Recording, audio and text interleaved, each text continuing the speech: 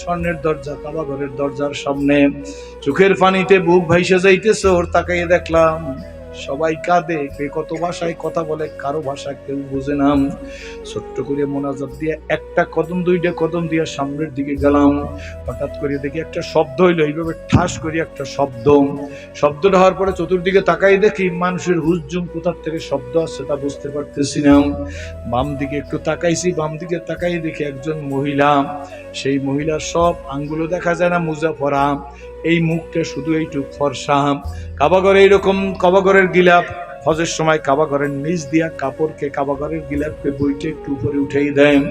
ওই কাবাঘরের গিলাপ এইরকম মহিলার ধরিয়া মাসনাবি শরীফের শের বলতেছে, দেখলো ভাই কিস্তি বানো, আপনা কিস্তি দেখলো,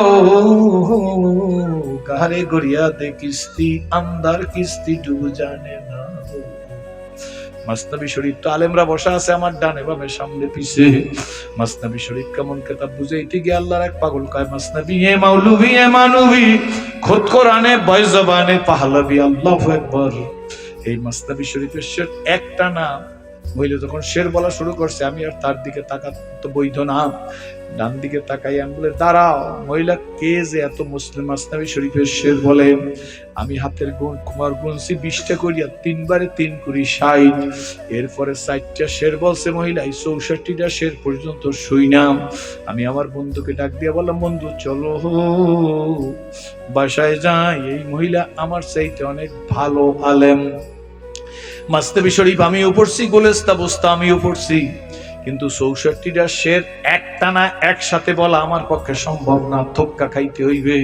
কিন্তু মহিলা যে 64টা শের বইলে ফেলাইতো, তার তো কোনো তক্কা খাইল না, প্রেমের শের গুলা সব বইলে ফেলাইছে। এই কথা বলে আমি বলে চলো বাসায় যাই। এই যে শব্দ শুনছি, শব্দ শুনে আবার পিছনের বাম দিকে তাকাইছি, বাম দিকে তাকাইয়ে দেখি ওই মহিলাই যেই মহিলা শের বলতেছিল, ওই মহিলার এই কপাল এইরকম আড়াআড়ি ভাবে চামড়াটা ফাটা, দুই দিকে ভাগ হয়ে গেছে, কপাল দিয়ে রক্ত পড়তেছে, এই বুরু এই নাকের উপর গালের উপর দিয়া বোরকা বায়ের উপর দিয়ে রক্ত পড়তেছে। এটা সৌদি আরব, আমাদের দেশের মতো লাল সালুয়ার কবর দেখলে চিৎকার মাইরা সেজদা দেয় না।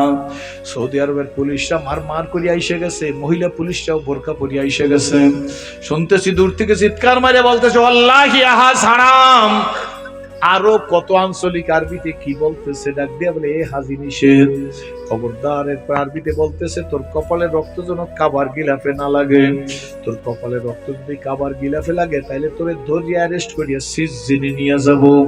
আরবিয়ানরা সিজজিন বলে জেলখানাকে, তারা বলে সিজজিন। মহিলা কিছু শুনে না, শুধু শের বইলে যাইতেছে। আমি বললাম আমার বন্ধুরে, বন্ধু চলো।